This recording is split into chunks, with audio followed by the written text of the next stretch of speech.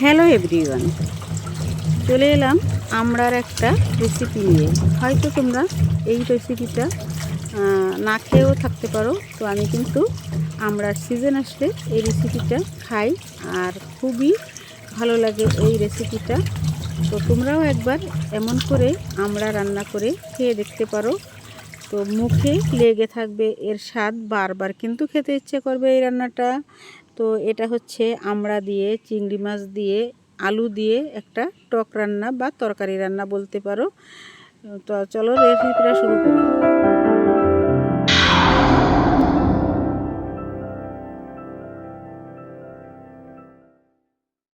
আসসালামু আলাইকুম বন্ধুরা, এখানে দেখো আমি আমড়া নিয়ে নিলাম কয়েকটা। এই আমড়াগুলোকে এখান থেকে আমি সবগুলো আমড়া রান্না করব না, কিছু আমড়া ধুয়ে তারপরে কেটে নেব।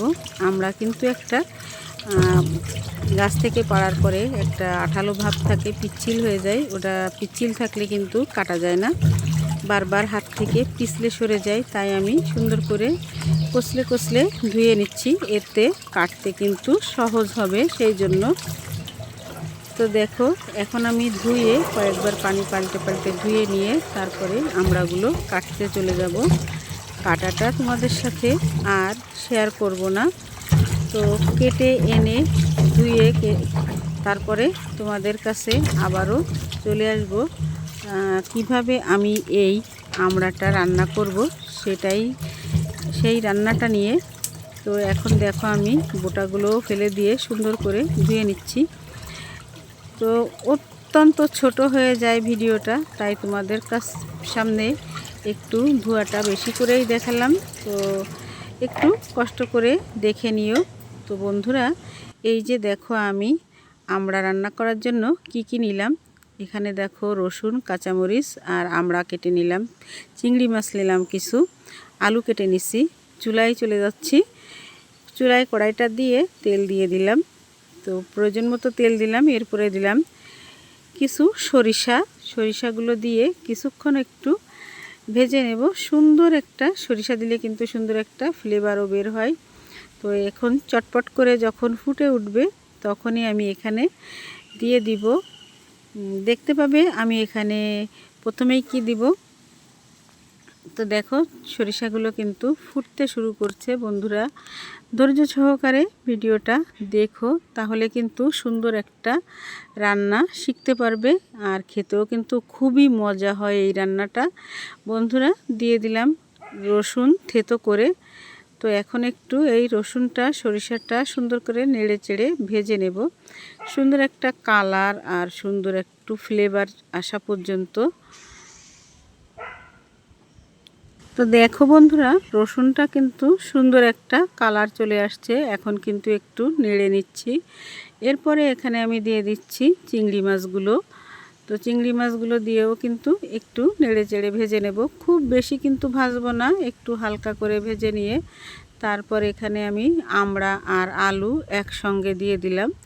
এখন এই আমড়া আলু সুন্দর করে আবারও একটু নেড়ে চেড়ে ভেজে নেব, মানে কষিয়ে নেব। তো দেখতে পাচ্ছ এখানে কিন্তু খুব বেশি কোনো মশলা কিন্তু ব্যবহার করা যাবে না। জিরা, আদা, পেঁয়াজ এগুলো কিছুই দেব না, শুধু রসুন আর হচ্ছে হলুদ লবণ এই দেব। তো দিয়ে দিচ্ছি আমি হলুদ গুঁড়া। তো খুব বেশি হলুদও কিন্তু দেওয়া যাবে না, তাহলে কিন্তু রঙটা একটা কেটকেটে ভাব আসবে, সুন্দর একটা কালার আসবে না। এরপরে আমি দিয়ে দিলাম পরিমাণ মতো লবণ। এখন আবারও আমড়াটাকে সুন্দর করে নেড়েচেড়ে মিশিয়ে নেব। আর পরবর্তীতে আমি সামান্য একটু মরিচ ব্যবহার করব। তো মরিচ কিন্তু ব্যবহার না করলেও চলে, করলে কিন্তু খারাপও লাগে না। আমি একটু মরিচ ব্যবহার করব, আমরা একটু ঝাল ঝাল খেতে পছন্দ করি, তাই এটা কিন্তু একেবারে টকও না আবার একটা। এই যে দেখো আমি এখন কয়েক টুকরো মরিচ এখানে দিয়ে দিলাম। এখন আবারও একটু নেড়েচেড়ে মিশিয়ে নিচ্ছি। তো আমড়াটা কষানো একটু মোটামুটি সিদ্ধ হওয়া পর্যন্ত কষিয়ে নেব আমড়া আর আলু। তো এরপরে দেখো আমি এখানে ঝোলের জন্য পানি দিয়ে দেব। তো যেহেতু এটা টক মতো রান্না হবে, তো এর জন্য পানি কিন্তু একটু বেশি দিতে হবে। আর এটা কিন্তু একটু ঝোল খেতেই ভালো লাগে। এই ঝোলটা যে এত মজা, তোমরা একবার তৈরি করে না খেলে কিন্তু বুঝবে না যে এই রান্নাটা কতটা মজা হয়। এটা দিয়েই কিন্তু প্লেটের ভাত সব খেয়ে নেওয়া যায়, আরও খেতে মন চায় এমনই একটা রান্না। তো তোমরা কিন্তু একবার ট্রাই করে দেখো এই রান্নাটা বন্ধুরা। তো ঝোলের পানি দেওয়া হয়ে গেল, এখন আমি কিন্তু ঢাকা দিয়ে দেব। এখন এই যে দেখো আমি ঢাকা দিয়ে দিলাম।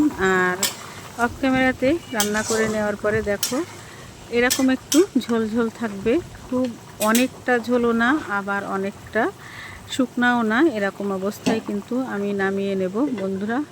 দেখো আবারও কিন্তু আমি ঢেকে দিলাম, আর আমার রান্নাটা কিন্তু অলমোস্ট কমপ্লিট।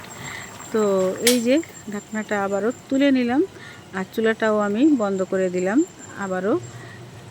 এরপরে চুলে আবারও কিছুক্ষণের জন্য ঢাকা দিয়ে রাখলাম। পরবর্তীতে এসে তোমাদেরকে আমি পরিবেশন করে দেখাচ্ছি।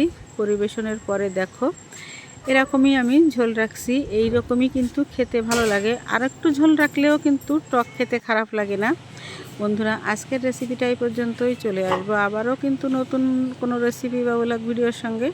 ততক্ষণ তোমরা সবাই সুস্থ থেকো, ভালো থেকো। আল্লাহ হাফেজ, আসসালামু আলাইকুম।